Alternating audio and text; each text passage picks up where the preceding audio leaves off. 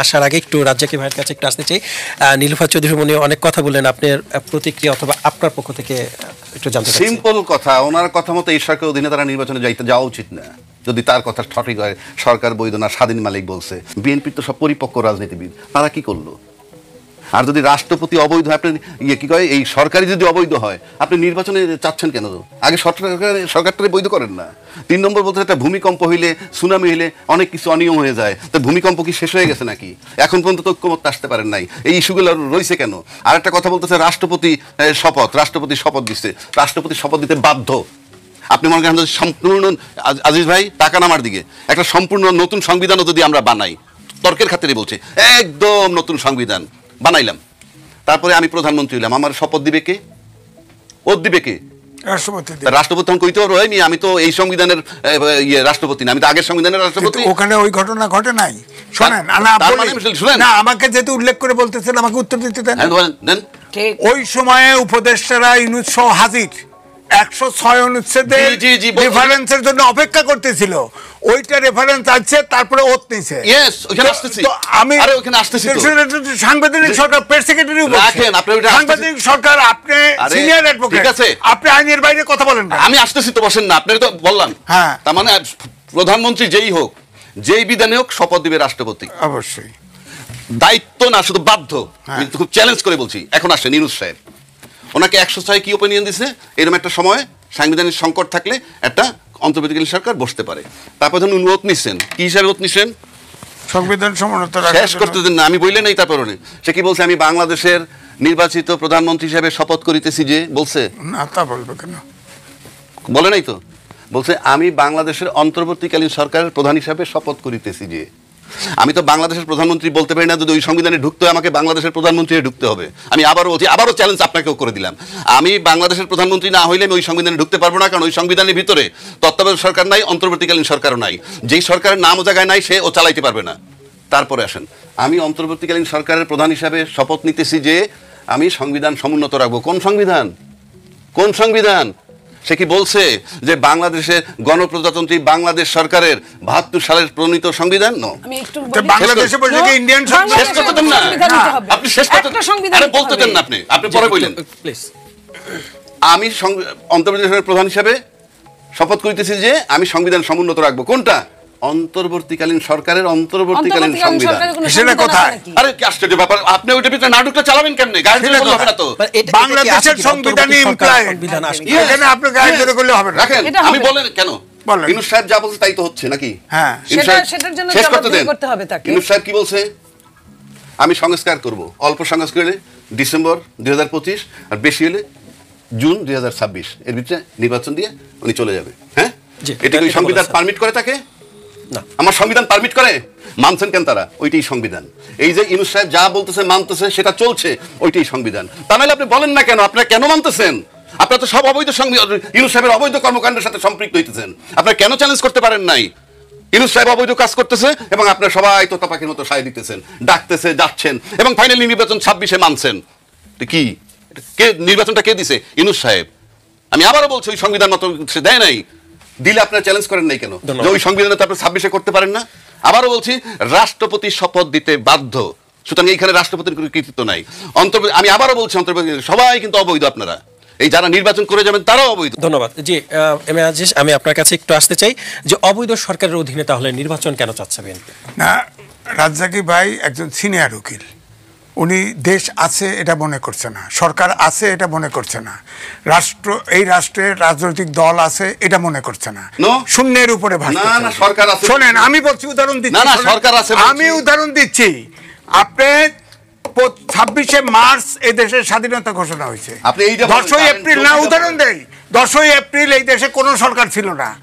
তারপরে 72 সালে 26শে মার্চ আপনার সংবিধান হয়, এটা মানা হয়েছে না? একটা দেশ তো আছে, এটা তো সংবিধান নাই মানে কি ভারতের সংবিধান আছে? কোন দেশের সংবিধান আছে বলেন? আর ইউনিসের সংবিধান, ভারতের সংবিধান, এটা তো হইতে চায়, এটা তো আজগুবি না। আপনি আইনের লোক হয়ে আপনি আইনের বাইরে যান। বাংলাদেশের সংবিধান আছে, অন্তর্বর্তীকালীন সরকার চালাচ্ছে, তার কথাটাই সংবিধান। এবং আপনি কেন বলতেছেন না যে ফেব্রুয়ারি নির্বাচনটাকে বৈধ কিনা? আমি বলছি, শোনেন, আপনারটা বলছেন, আপনি বলেন, আমি আমারটা বলেন। শোনেন, আপনি যতই বলেন এটা রাজনৈতিক দল, আপনি একটানা বলে যেতেছেন রাজনৈতিক দলগুলো দায়ী। ইউনিট সরকার তো ইন্টারন্যাশনাল ফেম, হ্যাঁ ক্ষমতায় বসে আছে, অবৈধ সরকার বসে আছে, এনজিও সরকার, এনজিও সরকার, ও তো কিছুই বোঝে না, ও তো কিছুই বোঝে না, ও যে পরিমাণ নিজে লুট করছে, এই জেনারেশন যে পরিমাণ ধ্বংস করে দিচ্ছে। হলো তো তিনি তো অনভিজ্ঞ, অনভিজ্ঞ লোক বসে গা, বসে গা, তারা বসিয়েছেন, হ্যাঁ সব মিলে বসেছে, সব মিলে বসেছে। এখন আপনি বলেন 30টা দল ক্ষমতায় বসছে, 30টা দল ঐক্যমত্য কমিশন করছে না, 52টা নিবন্ধিত আছে, আর একটা পাইছে 53টা, আপনি 25টা দল স্বাক্ষর করছে ঐক্যমত্য কমিশন। আপনি বলেন এই দেশের কয়জন প্রতিনিধিত্ব করে? এই দলের ভিতরে অন্তত পক্ষে অর্ধেক দল আছে আমার পরিবারের চেয়ে ছোট। তারপরে আমরা মানতেছি যে সরকার, কারণ ছাত্ররা যে অভ্যুত্থানের নেতৃত্ব দিচ্ছে সেখানে শেষে বলছিল ফেসিবাদের বিলুপ চাই, তার মানে একটা গণতান্ত্রিক ব্যবস্থা চাই, আইনের শাসন চাই, সুশাসন চাই। এটি তো আমার বক্তব্য হচ্ছে, আপনি শোনেন, শেখ হাসিনা যখন ক্ষমতা আসলো তখন এরশাদ এবং জিয়া রহমানের শাসন ব্যবস্থার কিছুই রাখার পক্ষে ছিল না, কিন্তু রাখতে বাধ্য হয়েছে যে সরকারের মাঝখানে শূন্যতা তৈরি হবে। সুতরাং একটি দেশে অভ্যুত্থান ঘটেছে সত্য, বিপ্লব ঘটে নাই, সুতরাং এখানে ঘাটতি থাকবে, সেটা পূরণ করতে হবে, এটা সংবিধানের ভিতরে থেকেই পূরণ করতে হবে, নাহলে তো দেশ থাকবে না। আমি তো উদাহরণ দিলাম, দেশে মুক্তিযুদ্ধ হয়েছে, ওই সময় তো বহুদিন সরকার ছিল না, পূরণটা কইরা দেন না। এ দেশে তো বহুদিন আপনি খালি একদিকে গুল্লি সরকার কেন করে না? সরকার কারণ না কেন? অবৈধ সরকারটা থাকে কেমনে? ঢাল নাই, তলোয়ার নাই, তোতা পাখির মতো যা বলে তাই আমরা মেনে নিচ্ছি। আপনাদের কারণে, কি কারণে? সরকারের পক্ষের লোক আছেন, আপনি কি সরকারের বিপক্ষে না? আমি সরকারের বিপক্ষে, কারণ সরকার যে অকাম করছে চাই না কা, চাই না কা। আমরা সবাই কালকে মাঠে নামে, যাবে তো, সে যাবে তো, ওই যে জাতিসংঘের মহাসচিবে তার নাম আছে তো, ওইটা রাখার জন্য ইলেকশন দিয়ে কাটে পড়বে। হাইপোথিসিস, কাল্পনিক না, এটা কাটে পড়বে। আমার কথা হলো এই দেশ ঠিক রাখতে হইলে রাজনীতিবিদরা রাখবে, নির্বাচন হলে রাজনীতিরা ক্ষমতা আসবে। তাকায় 15 মাস দেখলো, বাকি 3 মাস দেখবে কেন? কালকে তারাই দেন না কেন? আমার প্রশ্নটার জবাব দেন। তারাই দিবে,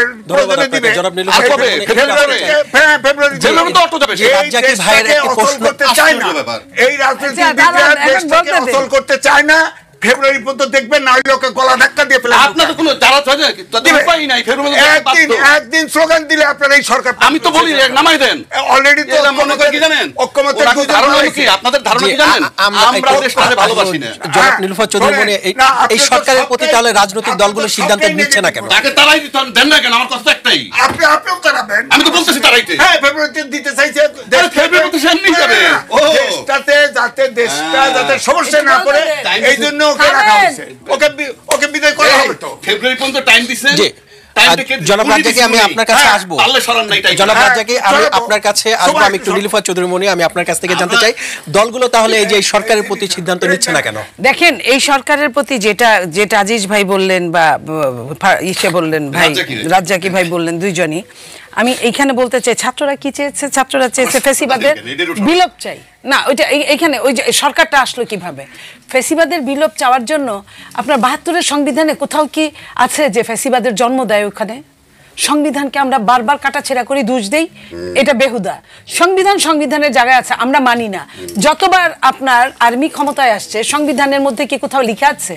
তাহলে আপনার সংবিধান আবার যে আপনার এই যে জুলাই সনদ হবে, যারা এটাকে ভায়োলেট করবে, যদি হয় তাহলে তারা কি ওটা মাইনে ভায়োলেট করবে? যখন ইচ্ছা হবে, যখন দেখবে যে দেশে তার পক্ষে অনেক কিছু করতে পারবে, সে সংবিধান কিছুই না, মানতেছে না, কিছুই হয় না, তখন সে এটা করবে বা করেছে। যখন সে মনে করবে যারা ক্ষমতায় আসবে পরবর্তীতে, তার পরবর্তীতে, তাহলে আপনার সংবিধানকে যত সুন্দর করেই বানান না কেন, সংবিধান না মানলে পরবর্তীতে বিচার হবে যদি সুযোগ হয়, কিন্তু ওই টাইমে না মানলে জনগণ তো আর সরাসরি গিয়ে গলা টিপে ধরে না। জনগণ গলা টিপে ধরে কখন? 5 বছর, 10 বছর, 15 বছর, 20 বছরে একটা রেভলিউশন হয়। রেভলিউশন তো ডেইলি হয় না। আপনি চান এখন একটা রেভলিউশন করতে পারবে না কেউ। সো ওই জায়গাটা থেকে বলছি যে সংবিধানের কোনো সমস্যা নাই। জুলাই সনদের ওইটা করে কোনটা লিখবে, ওই সংবিধানের মধ্যেও মেন কথা সদা সত্য কথা বলবে, সবার জন্য আইন সমান, কারো জন্য অন্যরকম না, শাস্তি অপরাধ যে করবে শাস্তি সে পাবে, কথাটা এরকম। এই এখনো তাই হবে, সবার জন্য সবকিছু সমান, কিন্তু আসলে কি তা পায়? সবাই সবকিছু পায়? আমরা এখানে 3 জন আছি, আমরা কি 3 জনে একই জায়গা থেকে একই সমান সুবিধা পাই? কেউ হয়তো বেশি পাচ্ছে, কেউ হয়তো কম পাচ্ছে। এই বেশি এবং কমের যে ব্যালেন্সটা করার জন্য, সেটার জন্য রাষ্ট্র যখন সেই ব্যালেন্স থেকে দূরে সরে যায়, রাষ্ট্র যখন কাউকে কিংস পার্টি বানায় আর কাউকে অন্য চোখে দেখে, তখন কিন্তু রাষ্ট্র আর রাষ্ট্র থাকে না। তো এই রাষ্ট্র যখন থাকে না, আজকে যারা আছে তাদের কাছে অনেক আইনি এখানে অথর্ব। আজকে তারা কিছু বলছে না জনগণ, কিন্তু এই সরকার, ইন্টারিম সরকার যে সব পদক্ষেপ নিচ্ছে, রাজ্জাকি ভাইয়ের কথা এখানে আমি ধরছি, পদক্ষেপ নিচ্ছে, এটা কি আপনি মনে করেন যে চুলচেরা বিচার হবে না? আবার এটাও ঠিক, অনেকখানে দেখা যায় এই সরকারের সঙ্গে যারা আছে তারা আবার বিভিন্ন দলে কিন্তু পদ পদবি নেওয়ার জন্য ঘুরঘুর করছে, যাতে তার বিচার না হয় ফিউচারে। এরকম অনেকেই কিন্তু পার পেয়ে যায়। তাহলে এই জায়গাটায় যে মানুষটা ছাড় দিল, দোষটা কিন্তু তার। তো রাষ্ট্রের যেহেতু জবাবদিহিতা থাকে না, রাষ্ট্র অনেক কিছু দেখে না দেখার ভান করে। এই অনেক কিছু দেখে না দেখার ভান করার জন্য ওই যে বলে না মানুষ যে পকেটের সংখ্যা যত বাড়ে পকেট মারের সংখ্যাও তত বাড়ে। এই রাজ্জাকি ভাইদের ততই উদ্ভব হয় এই আইন বানানোর জন্য আর এইসব অ্যানাউন্স করার জন্য, এই আপনার চুঙ্গা ফুকানোর জন্য। চুঙ্গা ফুকায় এই দেশে কিছুই হয় না। চুঙ্গা ফুকানোর আগে আপনাকে হিসাব করতে হবে। একটা সরকারকে যখন দিয়েছে, অনেকভাবে চুলচারা হিসাব করার চেষ্টা করেছে কোর্ট, আদালত, যে এটাকে কিভাবে বৈধ বানানো যায়, যেহেতু এটা এর আগে এই সিস্টেম ছিল না। আমি আবারও বলছি, তত্ত্বাবধায়ক তখন মামলাধীন, তত্ত্বাবধায়ক শেখ হাসিনা বিলোপ করে গেছে, যেটা বাকিটুকু মামলাধীন। তখন যেটা করতে হয়েছে 106 ধারার বিকল্প কিছু ছিল না। এবং এই সরকার যখন শপথ নিয়েছে, তাদের সবচেয়ে বড় দোষ হয়েছে, তারা যদি আপনার শহীদ মিনারে শপথ নিত, কোন শহীদের বাবার হাত দিয়ে শপথ নিত, তাহলে কিন্তু সেটা বিপ্লব সরকার সে বলতে পারতো। হতো কিনা আমি জানি না, কারণ বিপ্লবীরা কখনো ক্ষমতার ভাগ নেয় না। যেখানে এখন নিয়েছে ছাত্ররা ক্ষমতার ভাগের মধ্যেই আছে, ছাত্ররা এখন কিংস পার্টি নামে খ্যাত। তো সেইখানে আপনার নিজেকে বলতে পারতো বিপ্লব। এখন যখন তারা বিপ্লব বলে, বিপ্লব কিন্তু হাসে, অট্ট হাসি দেয়, ফারুকী ভাইয়ের ইয়ের মতো, রাজ্জাকি ভাইয়ের মতো।